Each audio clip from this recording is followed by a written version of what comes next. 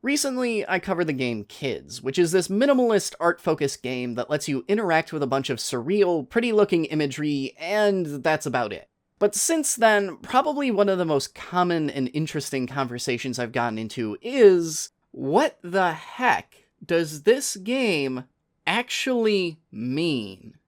And the answer is, well, nothing.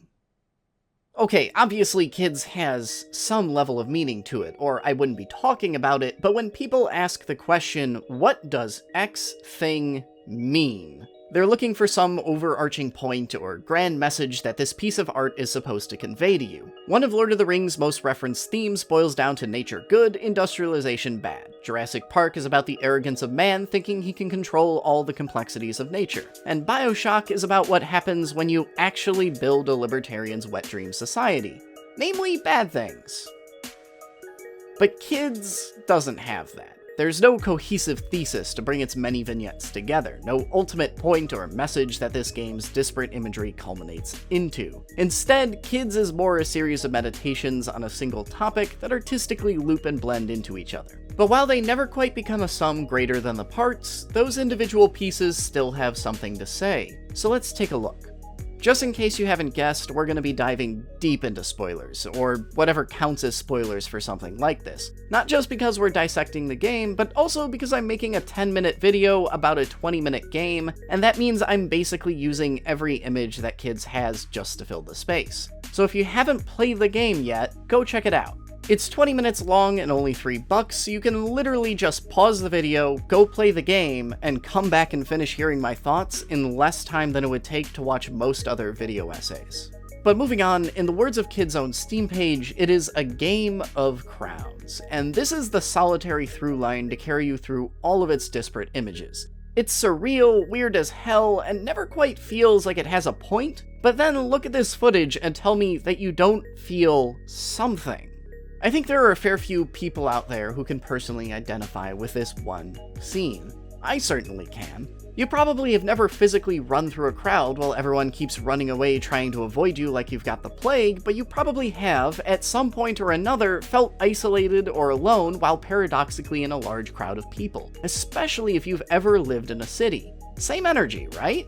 Hell, maybe you've experienced this exact image as a dream fueled by those same anxieties. The game is also incredibly circular. The way the game works is that it presents a series of mostly static scenes, and to progress through each scene, you usually need to just find something to click on or something to move towards. Clicking on these guys makes them fall down the hole, and when they've all fallen, you go to the next scene. Moving these guys all into a giant group together makes them form a chorus, and you move on, etc., etc. Real simple gameplay here. But Kids is also always hitting the same scenes over and over again as they loop back around and morph into each other. And each time you return to a scene, it's been modified into a slightly different permutation. For example, one of the first scenes in the game depicts these two kids pointing in different directions, disagreeing on which way to go. And this first time around, it's just a striking image, a picture that abstracts the experience of being in disagreement with someone. But you come back to this scene 3 more times. First, a larger group of kids disagree with each other, but you progress by clicking on the kids until they're all pointing the same way. The next time, they're trying to decide who's going to perform some unnamed act, with no one seemingly wanting to do it themselves. Same mechanics, click on a kid and they point, but now they're pointing at each other. And one final time, we come back to the kids disagreeing on which way to go yet again, but the twist is that as soon as you get them to reach a consensus like you did 2 scenes ago, one suddenly changes their mind, and to progress, you have to get them to agree again. And when you look at all 4 of these permutations of the same simple concept, you have a running theme. These 4 scenes explore the various dynamics of how we as creatures navigate disagreement and small group politics. Kids sets up multiple series of these same evolving permutations. First, it introduces multiple little vignettes, then it explores how many different twists can be wrung out of them and how many ways they can be reframed before they stop being interesting. And you know what that sounds an awful lot like? A Nintendo game. Hi.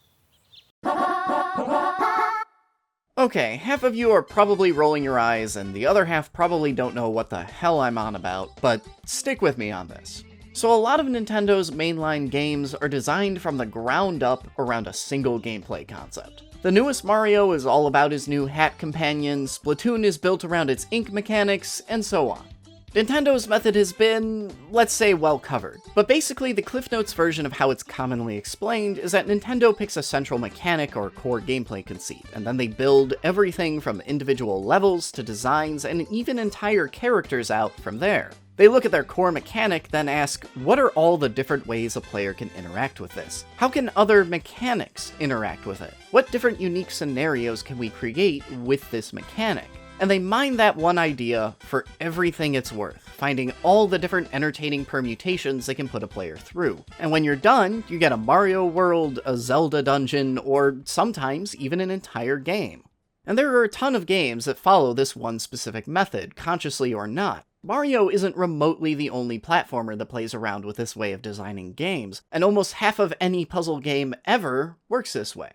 And Kids works that way too. Remember, by the developer's own description, Kids is just a game about crowds, and what do we get when we look at the game? Lots and lots of crowds, in almost every form imaginable. You get crowds coordinating to accomplish something they'd never be able to do alone, you get crowds of people blindly following each other, you have people gathering into crowds, people moving solitarily against a crowd, and multiple crowds merging together. You even have one screen that's the exact reverse of a crowd, where everyone just runs off in their own personal direction. It's almost as if the developers just put the word crowds in big bold letters on a whiteboard, then asked, what are all the different ways we can illustrate this? How many different permutations can we draw out of this single idea?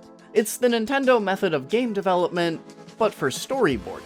But when you start looking at Kids this way, suddenly you start finding meaning. As I mentioned when I first covered it, this game is an illustration of all the different ways that we interact in a group.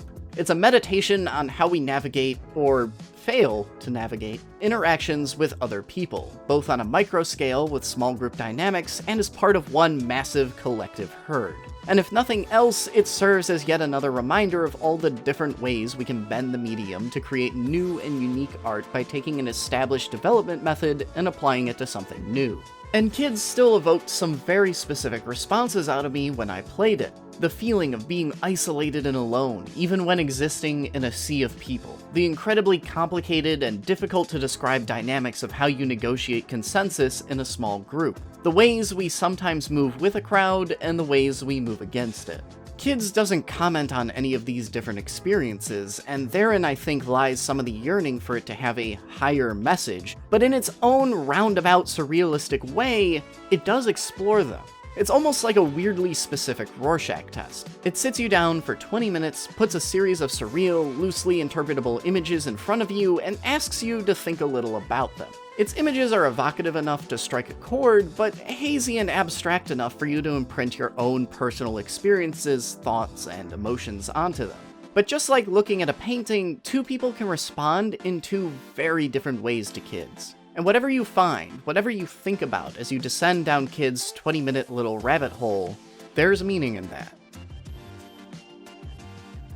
Hey guys, I know this one wasn't really my usual thing, but after talking about the game a little with various people, my feelings on Kids started coalescing into a much stronger opinion than I had when I first looked at it. So I just really wanted to put out something quick and easy where I could exercise and flesh out those thoughts. But hey, if you've gotten this far, thanks for following me down this particular rabbit hole. I hope you enjoyed it. If you did, maybe consider hitting that subscribe button.